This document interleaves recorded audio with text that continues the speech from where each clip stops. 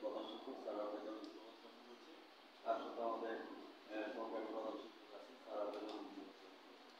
প্রথমে আমি সামাজিক পড়াশোনায় চ্যানেল 99 এবং আপনাদেরকে আমি ধন্যবাদ জ্ঞাপন করছি। আর এর পাশাপাশি আমি আপনার কাছে জানতে চাচ্ছি স্যার, এখানে আপনি প্রধান শিক্ষক হিসেবে জয়েন করাতে আপনার অনুভূতি কেমন আছে সে কথা আমি জানি।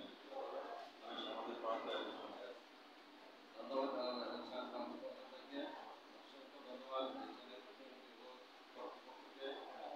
এবং আমাদের সাক্ষাৎকার গ্রহণ করার জন্য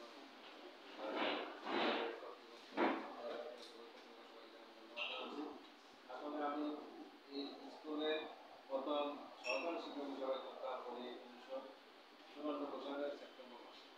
তারপর থেকে এখানে আসি। তারপর আমি 2012 সালে সরকারি প্রধান শিক্ষক হিসেবে যোগদান করি। তারপর 2016 সালে আমি প্রধান শিক্ষক হিসাবে আমি আমাদের আপনার অনুভূতি কেমন আছে?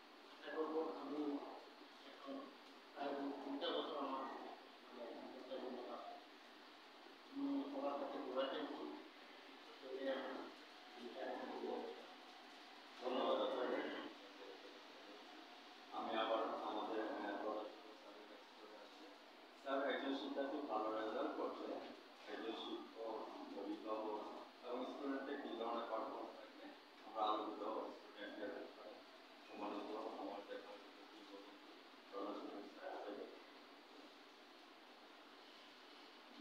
ধন্যবাদ।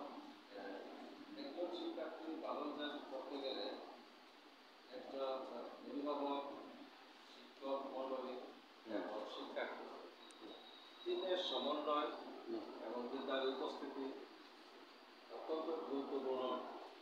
শিক্ষার্থীকে বিদ্যালয়ে যা শিক্ষা প্রদান করা হবে ওই শিক্ষাটা সে বাড়িতে গিয়ে আবার সে অনুশীলন করবে। তখন অভিভাবকরা যদি তাকে সহযোগিতা করে, তার শিক্ষা পরিবেশ বাড়িতেও যদি সে শিক্ষা পরিবেশ পায় এবং বাড়িতে তার পড়ালেখাগুলো রেডি করতে পারে, তাহলে একজন শিক্ষার্থী শিক্ষক হিসাবে সে ভালো রেজাল্ট পাইতে পারে।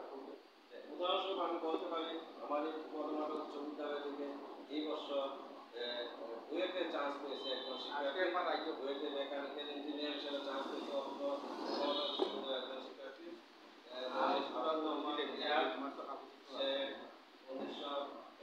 2021 সালে চট্টগ্রাম উচ্চ বিদ্যালয় থেকে এসএসসি পরীক্ষায় জিপিএ 5 পাস করে। তারপর এই বছর 2024 সালে 28শে মার্চ সে বাংলাদেশ প্রকৌশল বিশ্ববিদ্যালয় বুয়েটে ভর্তি হয়। এই হিসাবে আমি বলছি যে একজন শিক্ষার্থী বিদ্যালয়, অভিভাবক, শিক্ষার্থী এবং তার শিক্ষা পরিবেশ, বাড়ি এবং বিদ্যালয় গৃহজায়গার শিক্ষা পরিবেশ যদি ভালো হয়, শিক্ষকরা আন্তরিকভাবে শিক্ষাদান করেন, শিক্ষার্থী নিজে নিজে তার শিক্ষাটা নিজেই মনে করে সে যদি শিক্ষা গ্রহণ করে তখন সে অবশ্যই ভালো রেজাল্ট করতে পারবে। এই আমি আশা করি। ধন্যবাদ স্যার। পরবর্তীতে আমি একটা সুন্দর একটা পরিবেশ করে দিয়েছেন, চায়ের পাশাপাশি টেবিলটাও শুরু করে গেলাম। সেটা হচ্ছে যে হোয়াটস ইউর নেক্সট আগামী দিনে আপনার সম্পর্কে আছে স্যার? আগামীতে আমাদের পরিকল্পনা আমাদের বিদ্যালয়ের সাথে প্রত্যেকটা শিক্ষার্থী আমাদের বিদ্যালয় থেকে যাতে শিক্ষার্থীরা সবসময় ভালো রেজাল্ট করতে পারে সেই জন্য আমরা বিদ্যালয়ের শিক্ষা পরিবেশ ভালো করব। বিদ্যালয়ের শিক্ষা পরিবেশ আমরা ভালো করব এবং বিদ্যালয়ে আমরা চাচ্ছি যে সামনে আমাদের নতুন ভবনের সামনে একটা বাগান করার পরিকল্পনা নিয়েছি। তার যাতে শিক্ষা পরিবেশটা আরো সুন্দর হয় এবং শিক্ষার্থীদের ভালো নতুন বিল্ডিং আমাদের স্যানিটেশনের ব্যবস্থা ভালো হয়েছে এবং আমরা তাদের বিশুদ্ধ খাবার পানির জন্য আমরা সরকার ফিল্টার কিনে এনেছি শিক্ষার্থীদের দেওয়ার জন্য, তারা যাতে ঠিকমতো বিশুদ্ধ পানি পান করতে পারে। সর্বোপরি আমরা শিক্ষা ভালো করার জন্য চেষ্টা করছি যাতে ভবিষ্যতে এখানে শিক্ষার্থীরা ভালোভাবে শিক্ষা গ্রহণ করে দেশের যোগ্য নাগরিক হিসাবে প্রতিষ্ঠিত হতে পারে।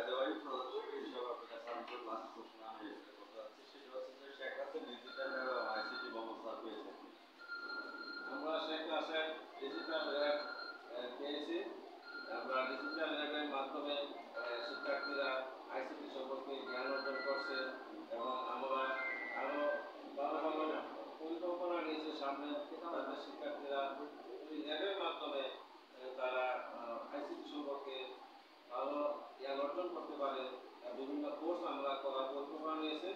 আমরা বিভিন্ন কোর্স এখানে তাদেরকে আমরা সবকটা ল্যাপটপ আছে এর মাধ্যমে প্রতি মাসে একটা কোর্স করার জন্য আমরা পরিকল্পনা নিয়েছি। আইসিটি ভবন পেয়েছি।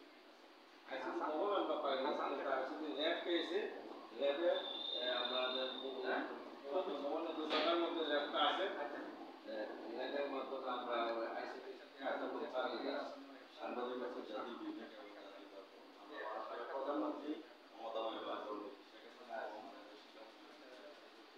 তার সাথে যারা প্রস্তুতি দিচ্ছে আমাদের এখন আজ ক্লাসের ডিজিটাল অ্যাপ দিয়েছে। আমরা আমাদের প্রাণের দাবি যে এটা একটা আইসিটি ভবন যদি দেওয়া হয় তাহলে আরো হতো হতে পারে সেই কথা শুনে সরাসরি আমাদের জাতীয় পিতা বঙ্গবন্ধু এবং শিক্ষামন্ত্রী স্যারের স্যার। তারপরেও আমি একটি জিনিস জানতে চাচ্ছি, বাকি যদি বিনিময় স্যার আছেন দেশকে স্বাধীন করেছি 71 যে চেতনা